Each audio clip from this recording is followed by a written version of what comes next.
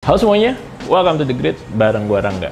Poco F6 udah rilis nih. Sebenarnya mulai dari Poco F1 sampai sekarang itu gaya mainnya Poco tuh udah ketahuan ya, bisa dibilang, kecuali di Poco F2. Tapi semenjak Poco F1, kemudian Poco F3, Poco F4, Poco F5 sampai Poco F6 ini udah ketahuan.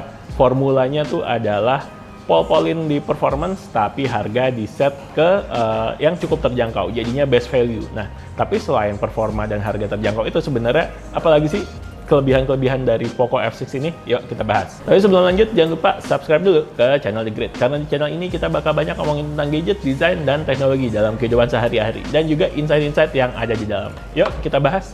Selain performance, kira-kira Poco F6 ini punya apa lagi sih? Oke, performa itu selalu jadi kata andalan ketika ngebahas Poco F series ya. Karena di Poco F series tuh formulanya selalu kayak gitu. Performanya cukup tinggi tapi harganya terjangkau. Kalau kata orang itu biasanya disebut sebagai flagship killer. Tapi walaupun sekarang tuh kayaknya udah mulai jarang ya brand yang pakai term flagship killer.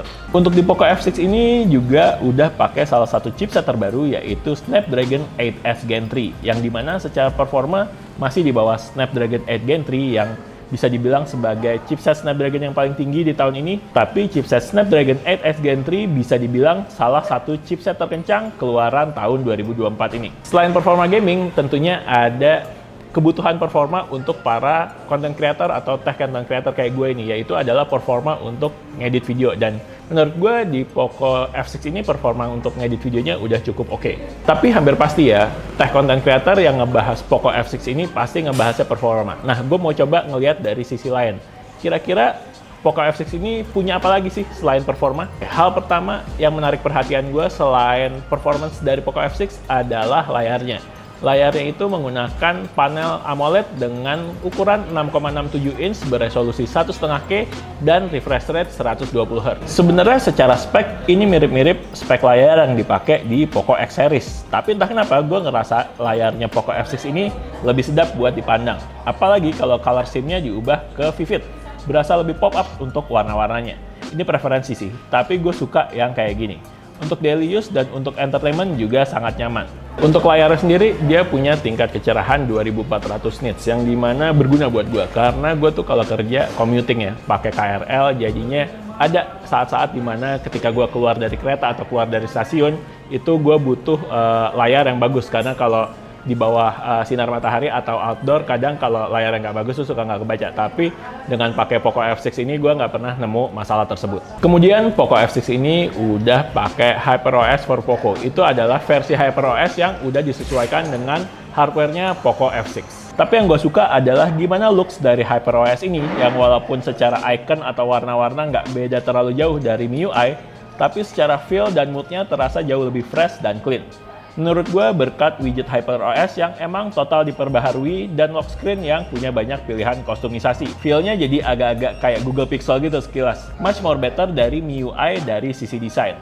Oke deh pokoknya. Walaupun gue lihat sebenarnya masih cukup banyak bloatware dan iklan yang muncul di Poco F6 ini. Tapi ya kompromi, jadi harga murah pasti ada sesuatu di balik ya, bisa dibilang kayak gitu. Dan kemudian ada satu fitur yang menarik menurut gue, yaitu adalah fitur Poco Air Gesture. Jadi sebenarnya fitur Poco Air Gesture ini adalah untuk penggunaan misalkan di aplikasi musik atau aplikasi TikTok dan lain-lain.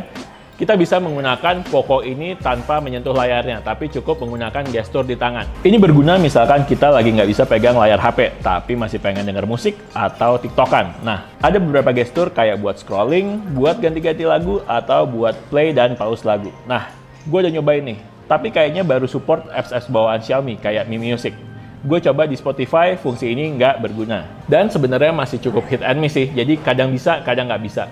Jadi menurut gue fitur ini sebenarnya gimmick aja, tapi ya cukup menyenangkan lah buat dieksplor dan dipakai. Kemudian dari sisi dayanya, Poco F6 ini menggunakan baterai 5000 mAh. Untuk penggunaan gue, ketika gue kerja di hari weekdays gitu ya, gue pakai ini cabut charger, gue berangkat tuh sekitar jam 9 pagi, it's 100%, kemudian gue pakai buat chat, gue pakai WhatsApp, buat Telegram, buat sosial media, buat Instagram, kemudian buat nonton-nonton YouTube dan lain-lain.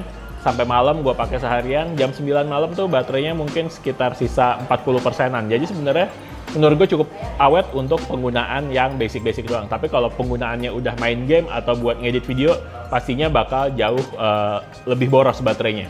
Oke, tapi nggak usah khawatir kalau baterainya cepet habis, karena di dalam paket penjualannya ini Poco F6 masih ngasih kepala charger 90 watt turbo charging, yang dimana ini cepet banget nge-charge-nya, karena dalam 0 sampai 100% baterai itu bisa diisi kurang dari 40 menit, sekitar 38 sampai 39 menit. Jadinya cepet banget ngisi baterainya. Nggak usah terlalu khawatir ketika baterai habis, tinggal colok, nge-charge, tinggalin sekitar setengah jam lebih dikit, udah full lagi baterainya. Itu enak banget sih menurut gua. Fast charging, turbo charging ini teknologi yang berguna buat gua, dan pastinya berguna buat orang-orang lain juga. Dan kemudian Poco F6 ini punya kamera yang better dibandingkan Poco F series yang udah launching. Jelas ya, karena ini seri paling baru. Jadi Poco F6 ini punya dua kamera, 50 megapiksel OIS, dan satu lagi adalah kamera ultrawide 8 megapiksel. Sebenarnya gue nggak terlalu ekspektasi tinggi sama kamera yang ada di Poco F6 ini. Tapi untuk penggunaannya ternyata kamera dari Poco F6 ini cukup usable dan cukup menyenangkan. So far kayaknya ini adalah kamera Poco F series terbaik dari semua Poco F series yang pernah muncul secara resmi di Indonesia. Kalau pencahayaannya cukup, ini menurut gue udah cukup banget sih kameranya. Tapi akan beda cerita kalau di kondisi low light atau di kondisi pencahayaan yang cukup challenging. Ya udah, langsung kita lihat aja foto dan video dari kameranya Poco F6.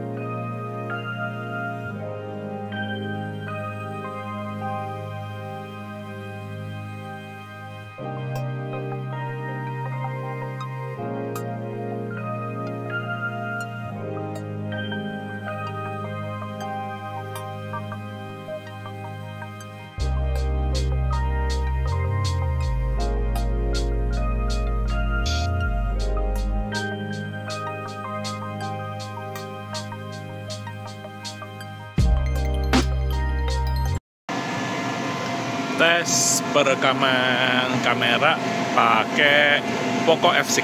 Ini tes perekaman kamera pakai Poco F6 ya, Poco F6. Ini pakai resolusi 4K 30 fps. Kurang lebih kayak gini ya kualitasnya ya. Oke.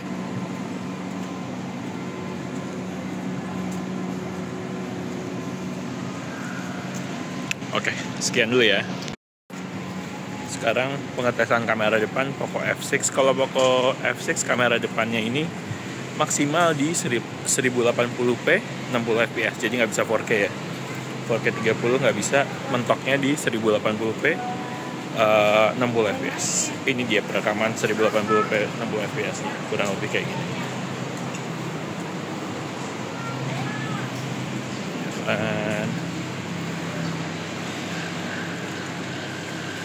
Buat gue sih cukup oke untuk kualitas dari kameranya Poco F series. Gitu. Oke, sekian ya. Dan yang terakhir adalah Poco F6 ini punya harga yang terjangkau. Sekali lagi, formulanya Poco F series itu adalah Performa tinggi tapi dijual dengan harga yang terjangkau. Di luar itu harus agak kompromi dikit. Nah, polanya sebenarnya udah kelihatan dari mulai Poco F3, F4, F5 itu kurang lebih sama. Dijual di harga 5 jutaan. Nah, jadi sesuai dugaan, Poco F6 ini dijual seharga 4.999.000 untuk yang konfigurasi 8 256 GB. Serta untuk yang konfigurasi 12 512 GB itu dijual seharga 5.699.000. Untuk harganya kalau emang udah cukup sih, yang 256 itu menurut gue best value banget harganya, karena 8256 dijual seharga 4.999.000. Best value menurut gue. Tapi tadi gue udah nyebut apa aja sih kepunyaan Poco F6 ini selain performance. Nah, ternyata ada nih yang Poco F6 ini nggak punya. Menurut gue yang pertama adalah secara desain Poco F6 ini bisa dibilang biasa aja. Nggak jelek juga, tapi bukan yang bagus banget juga. Kemudian build quality-nya juga menurut gue ini plastik banget lah secara build quality. Jadinya emang kita harus kompromi untuk dapetin performa yang bagus dengan harga yang murah. Kemudian dia juga udah nggak ada jack 3,5 mm. Sebelumnya tuh masih ada Poco F4, Poco F5 itu masih punya jack 3,5 mm audio. Ini udah nggak ada, udah dihilangkan. Dan yang terakhir itu adalah Poco F6 ini belum punya eSIM, yang dimana di kelas harga segini udah ada beberapa kompetitornya yang udah support eSIM, sementara untuk Poco F6 ini dia belum support eSIM. So, balik lagi, performa oke, harga terjangkau, pastinya ada yang harus kita kompromi. Dan yang kita kompromi itu tadi yang udah gue bilang, dari segi desain, dari build quality itu mesti agak diturunin. Dan menurut gue kita kompromi di sini ya udah, kita terima aja kalau mau dapat performance yang oke dengan harga yang cukup terjangkau, ya udah kita terima. Sektor-sektor lain tuh ada yang dikurang-kurangin.